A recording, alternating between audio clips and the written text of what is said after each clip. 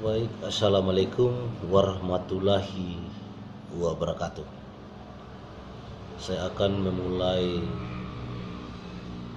dengan memperkenalkan diri. Nama saya Yosep Kelau, Stambuk 21 70 90 32. Saya akan memulai dengan materi tugas saya, perancangan kontrak. Yang akan saya bahas di dalam video ini adalah yang pertama, istilah dan pengertian perancangan kontrak. Yang pertama, yang kedua, asas-asas hukum dalam perancangan kontrak, dan yang ketiga, sumber-sumber perancangan kontrak, dan yang keempat, prinsip-prinsip dalam perancangan kontrak. Itulah 4 poin yang akan saya jelaskan di dalam video saya ini. Baik, saya langsung saja. Saya mulai dengan materinya. Apabila kita mendengar kata kontrak, kita akan langsung berpikir bahwa yang dimaksud dengan kontrak adalah suatu perjanjian tertulis. Artinya apa? Kontrak sudah dianggap sebagai suatu pengertian yang lebih sempit dari perjanjian. Kesan ini tidaklah salah, mengingat penekanan kontrak selalu dianggap sebagai medianya suatu perjanjian yang dibuat secara tertulis.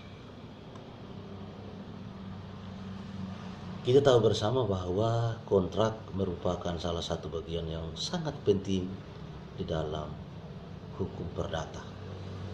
Mengapa? Karena dalam hukum perdata mengalami perkembangan dalam rangka memberikan kepastian hukum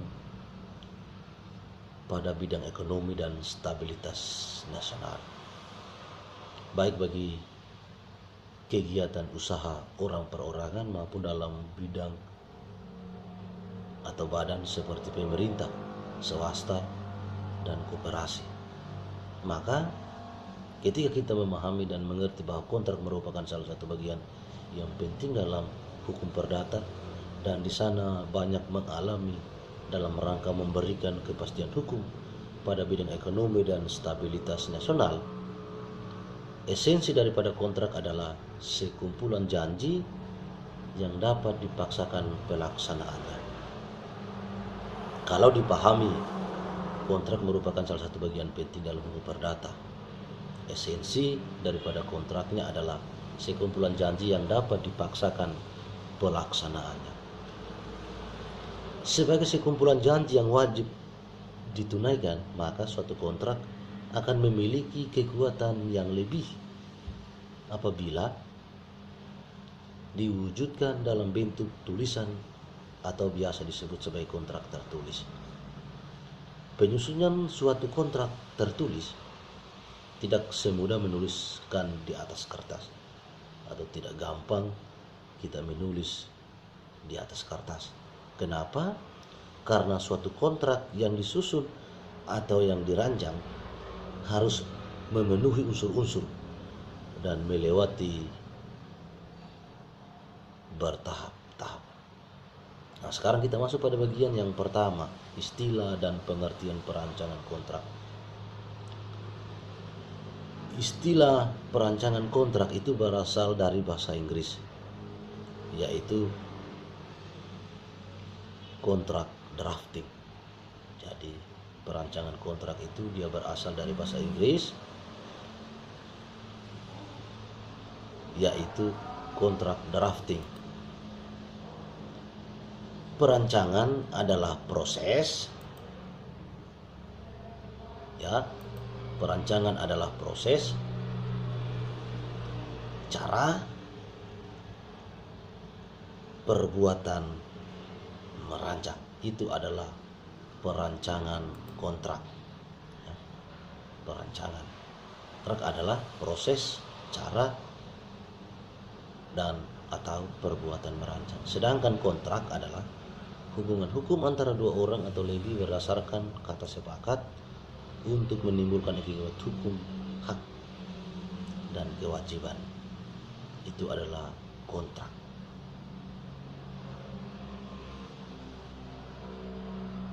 Maka perancangan kontrak itu merupakan proses atau cara merancang kontrak. Saya ulangi lagi. Perancangan kontrak itu berasal dari bahasa Inggris, yaitu kontrak drafting. Perancangan adalah proses, cara, pembuatan merancang. Sedangkan kontrak itu adalah hubungan hukum antara dua orang atau lebih berdasarkan kata sepakat untuk menimbulkan akibat hukum, hak, dan kewajiban. Maka dapat disimpulkan bahwa perancangan kontrak merupakan proses atau cara merancang kontrak. Merancang kontrak adalah mengatur dan merencanakan struktur, anatomi, dan substansi kontrak yang dibuat oleh para pihak. Struktur kontrak adalah susunan dari kontrak yang akan dibuat atau dirancang oleh para pihak. Anatomi kontrak adalah berkaitan dengan letak dan hubungan antara bagian-bagian yang satu dengan bagian yang lainnya. Substansi kontrak merupakan isi yang akan dituangkan ke dalam kontrak yang akan dirancang oleh para pihak. Substansi kontrak harus kita memahami dan dipahami bahwa substansi kontrak ada yang dinegosiasi oleh para pihak dan ada yang telah ditentukan secara sepihak oleh salah satu pihak. Jadi substansi kontrak itu sebenarnya ada dua, dinegosiasi oleh para pihak, ya, substansi daripada kontrak dinegosiasi oleh para pihak, dan yang kedua ada yang telah ditentukan secara sepihak oleh salah satu pihak. Nah, kontrak semacam ini apakah dinegosiasi oleh para pihak dan ditentukan secara sepihak oleh salah satu pihak. Nah, kontrak semacam inilah yang disebut kontrak baku atau standar kontrak. Itu adalah bagian yang pertama, istilah dan pengertian perancangan kontrak. Sekarang kita masuk pada bagian yang kedua, asas-asas hukum dalam perancangan kontrak. Di dalam buku 3 Kitab Undang-Undang Hukum Perdata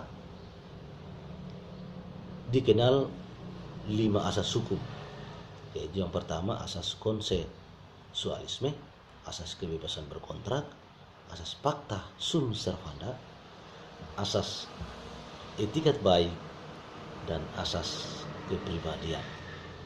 Namun perlu kita ketahui bahwa di dalam kelima asas hukum ini hanya ada 2 yang berkaitan erat dengan perancangan kontrak.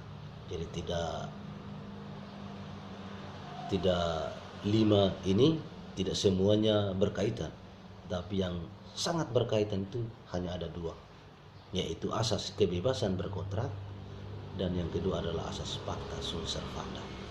Jadi dari kelima ini hanya ada 2 yang sangat berkaitan erat dengan perancangan kontrak, yaitu asas kebebasan berkontrak dan asas pacta sunt servanda. Nah, sekarang kita lihat apa itu asas kebebasan berkontrak. Asas kebebasan berkontrak itu diatur di dalam ketentuan pasal 1338 ayat 1 Kitab Undang-Undang Hukum Perdata. Bunyinya, semua perjanjian yang dibuat sah berlaku sebagai undang-undang bagi mereka yang membuatnya. Itulah isi daripada ketentuan pasal 1338 ayat 1. Semua perjanjian yang dibuat sah berlaku sebagai undang-undang bagi mereka yang membuatnya. Asas kebebasan berkontrak adalah suatu kontrak yang memberikan kebebasan para pihak untuk yang pertama membuat atau tidak membuat perjanjian, mengadakan perjanjian dengan siapapun. Yang ketiga, menentukan isi perjanjian, menentukan pelaksanaan, menentukan persyaratannya, dan yang keempat, menentukan bentuknya perjanjian, apakah dia itu tertulis ataupun secara lisan. Nah, itulah asas kebebasan berkontrak. Dia diatur dalam ketentuan pasal 1338 ayat 1, dan pengertiannya bahwa asas kebebasan berkontrak itu memberikan kebebasan kepada para pihak. Sekarang kita lihat yang kedua, asas pacta sunt servanda. Asas pacta sunt servanda disebut juga kebebasan kepastian hukum. Asas ini berhubungan baik dari suatu perjanjian. Saya ulangi lagi, asas pacta sunt servanda bisa juga disebut kepastian hukum. Kenapa? Karena asas pacta sunt servanda ini berhubungan dengan akibat dari suatu perjanjian. Maka asas pacta sunt servanda menggariskan bahwa hakim atau pihak ketiga harus menghormati substansi kontrak yang dibuat oleh para pihak sebagaimana layaknya sebuah undang-undang. Maksudnya apa? Mereka tidak berhak melakukan intervensi terhadap substansi kontrak tersebut. Nah, asas pacta sunt servanda ini bisa kita lihat pada pasal 1338 ayat 1 Kitab Undang-Undang Hukum Perdata yang berbunyi, semua perjanjian yang dibuat sah berlaku sebagai undang-undang. Bisa kita simpulkan seperti itu. Sekarang bagian yang ketiga, sumber-sumber perancangan kontrak. Sumber hukum dari perancangan kontrak yang berasal dari undang-undang adalah sumber hukum yang berasal dari peraturan perundang-undangan yang dibuat oleh pemerintah atas persetujuan DPR, Dewan Pimpinan Rakyat. Nah, sumber-sumber hukum kontrak kita bisa lihat ada 6. Yang pertama, kita bisa lihat bahwa atau pada Kitab Undang-Undang Hukum Perdata atau yang kita kenal saat ini, sekarang ini DUU. Yang kedua adalah Undang-Undang Nomor 18 tahun 1999 pasal 1 ayat 5 dan pasal 22. Yang ketiga pasal 10 ayat 2 dan pasal 11 sampai dengan pasal 17 Undang-Undang Nomor 4 tahun 1986. Yang keempat, pasal 5 sampai pada pasal 6 Undang-Undang Nomor 42 tahun 1999. Yang kelima, pasal 38 yaitu Undang-Undang Nomor 30 tahun 2004. Dan yang terakhir yang keenam, Undang-Undang Nomor 24 tahun 2000. Nah, perlu kita ketahui bahwa selain undang-undang yang saya sebutkan di atas tadi, terdapat pula sumber hukum perancangan kontrak lainnya, yaitu traktat dan jurisprudensi. Jadi tidak hanya yang saya sebutkan tadi di atas, tetapi masih ada yang lainnya seperti traktat dan jurisprudensi. Maka muncul pertanyaan, apa itu traktat? Traktat adalah suatu perjanjian yang dibuat antara dua negara atau lebih dalam bidang keperdataan. Itu adalah definisi pengertian daripada traktat. Suatu perjanjian yang dibuat antara dua negara atau lebih dalam bidang keperdataan. Apa itu jurisprudensi? Nah, jurisprudensi itu merupakan produk yudikatif yang berisi kaidah atau peraturan hukum yang mengikat pihak yang berperkara dalam hal terutama mengenai pembatalan kontrak. Sekarang kita masuk pada bagian yang keempat, prinsip-prinsip dalam perancangan kontrak. Perlu kita ketahui bersama bahwa di dalam perancangan kontrak baik itu kontrak yang terdapat dalam Kitab Undang-Undang Hukum Perdata maupun kontrak yang hidup dan berkembang dalam masyarakat, tentu harus memperhatikan prinsip-prinsip dalam perancangan kontrak. Yang dimaksud dengan prinsip-prinsip dalam perancangan kontrak itu adalah dasar atau asas yang harus diperhatikan dalam merancang sebuah kontrak. Saya ulangi lagi, yang dimaksud dengan prinsip-prinsip dalam perancangan kontrak itu dasar atau asas yang harus diperhatikan dalam merancang sebuah kontrak. Sekarang kita lihat, menurut Herman Rajagugup, dia mengemukakan ada 10 prinsip dasar yang harus diperhatikan dalam kontrak-kontrak yang lazim digunakan di Indonesia. Yang pertama, penggunaan istilah. Yang kedua, prinsip kebebasan berkontrak. Yang ketiga, prinsip penawaran dan penerimaan. Yang keempat, etikat baik. Yang kelima, peralihan risiko.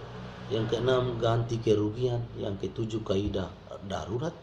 Yang kedelapan, asas pemutusan. Yang kesembilan, pemilihan hukum. Dan yang terakhir, yang ke-10 adalah penyelesaian sengketa.